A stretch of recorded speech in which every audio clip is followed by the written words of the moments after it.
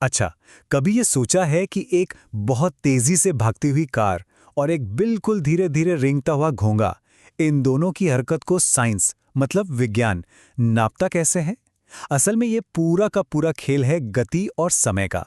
तो चलिए आज इन्हीं बेसिक लेकिन बड़े ही दिलचस्प कॉन्सेप्ट्स को समझते हैं। तो आज के इस बातचीत में हम 5 चीजों पर ध्यान देंगे। सबसे पहले तो गति असल में है क्या, फिर देखेंगे कि स्पीड यानी चाल का क्या मतलब होता है, उसे कैलकुलेट करना भी सीखेंगे। और हाँ, समय और दूरी को हम नापते कैसे हैं इस पर भी बात करेंगे। और आखिर में ये सब कुछ एक ग्राफ पर कैसा दिखता है ये भी समझेंगे। तो शुरू करते हैं सबसे पहले और सबसे जरूरी सवाल के साथ। अब यह सुनने में तो बड़ा आसान सवाल लगता है ना? पर साइंस में हर चीज की एक बिल्कुल सटीक परिभाषा होती है। तो जब हम कहते हैं कि कोई चीज चल रही है, तो इसका वैज्ञानिक मतलब क्या है आखिर? तो सबसे जरूरी बात यह है कि गति का मतलब होता है समय के साथ किसी चीज की पोजीशन में बदलाव। मतलब सोचिए कि एक बच्चा 1 मिनट पहले एक जगह पर था और 1 मिनट बाद वो कहीं और है। बस इसका सीधा सा मतलब है कि समय के साथ उसकी जगह बदल गई और इसी को हम गति कहते हैं। अब देखिए, गति भी ना कई तरह की होती है। जैसे कोई कार हाईवे पर एकदम सीधी जा रही है, इसे कहते हैं रेखीय गति। या फिर वो गेंद जिसे धागे से बांधकर गोल गोल घुमाते हैं, वो हो गई वृत्तीय गति। और जब कोई बास्केटबॉल फेंकता है तो गेंद हवा में जो एक घुमावदार रास्ता बनाती है ना, उसे हम कहते हैं वक्र रेखीय गति। ठीक है, तो अब ये तो पता चल गया कि गति क्या है। पर कोई चीज कितनी तेज है और कितनी धीमी, इसका पता कैसे लगाया जाए? बस यहीं पर एंट्री होती है स्पीड यानी चाल की। इसको ऐसे समझिए, मान लीजिए 2 बच्चे दौड़ रहे हैं। एक बच्चा बहुत तेज है और कम टाइम में ही फिनिशिंग लाइन पर पहुंच जाता है। वहीं दूसरा बच्चा थोड़ा धीरे दौड़ता है और उतने ही टाइम में आधी दूरी ही तय कर पाता है। बस यही जो फर्क है ना धीमे और तेज का, इसी को साइंस की भाषा में चाल कहते हैं। तो अगर इसे ठीक से डिफाइन करें तो चाल का मतलब है कि कोई भी चीज एक यूनिट टाइम में, जैसे 1 सेकंड या 1 घंटे में कितनी दूरी तय करती है। यह हमें बस यही बताती है कि कोई चीज कितनी फास्ट चल रही है। और हाँ, साइंस में ना हम हर चीज को एक स्टैंडर्ड यूनिट में नापते हैं। तो चाल की स्टैंडर्ड यूनिट है मीटर प्रति सेकंड। इसका सीधा सा मतलब है कि कोई चीज हर 1 सेकंड में कितने मीटर चल रही है। इससे हमें बहुत सटीक अंदाजा मिलता है। तो अब जब हम इसका मतलब समझ गए हैं तो थोड़ा सा हिसाब किताब भी कर लेते हैं।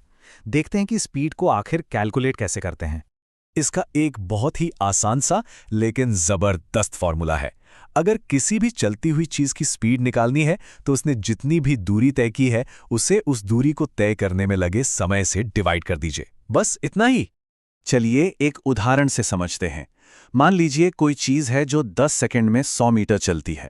ठीक है, तो आप फॉर्मूले में वैल्यूज डालते हैं, स्पीड बराबर 100 मीटर डिवाइडेड बाय 10 सेकंड। और जवाब क्या आया? 10 मीटर प्रति सेकंड। देखा कितना सिंपल है।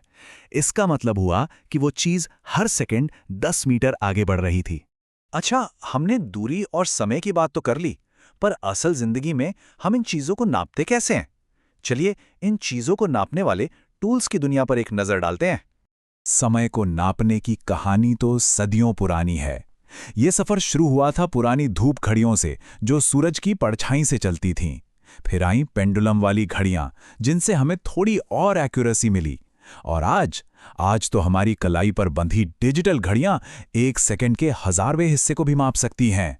और रोज की जिंदगी में तो हमारी गाड़ियों में ये टेक्नोलॉजी भरी पड़ी है। जो स्पीडोमीटर होता है वो हमें बताता है कि गाड़ी अभी इसी पल कितनी स्पीड से चल रही है।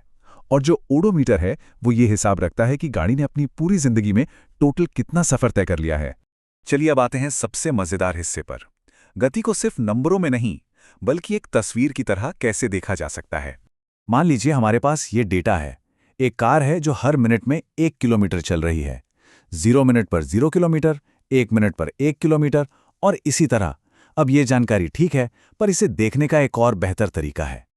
और वो तरीका है दूरी समय ग्राफ। हम क्या करते हैं, नीचे वाली लाइन जिसे एक्स एक्सिस कहते हैं उस पर समय को रखते हैं और जो ऊपर जाने वाली लाइन है वाई एक्सिस उस पर दूरी को। फिर अपने डेटा के हिसाब से हम पॉइंट्स मार्क करते हैं और उन्हें एक लाइन से जोड़ देते हैं। अब देखिए इस ग्राफ का जादू। ये जो लाइन बनी है ना, ये सिर्फ एक लाइन नहीं है, ये हमें स्पीड की पूरी कहानी बता रही है। अगर लाइन सीधी ऊपर जा रही है मतलब स्पीड एक जैसी है। और सबसे जरूरी बात, ये लाइन जितनी ज्यादा खड़ी होगी मतलब ढलान जितनी ज्यादा होगी, ऑब्जेक्ट की स्पीड भी उतनी ही तेज होगी। और अब एक सवाल आप सबके सोचने के लिए। जरा सोचिए, अगर कोई कार ट्रैफिक में चल रही हो, कभी तेज, कभी धीरे, कभी रुकी हुई, तो क्या उसका दूरी समय ग्राफ भी एक सीधी रेखा होगा या फिर वो कुछ और ही कहानी बताएगा? ये सवाल हमें यूनिफॉर्म और नॉन यूनिफॉर्म मोशन के बड़े ही दिलचस्प कॉन्सेप्ट की तरफ ले जाता है।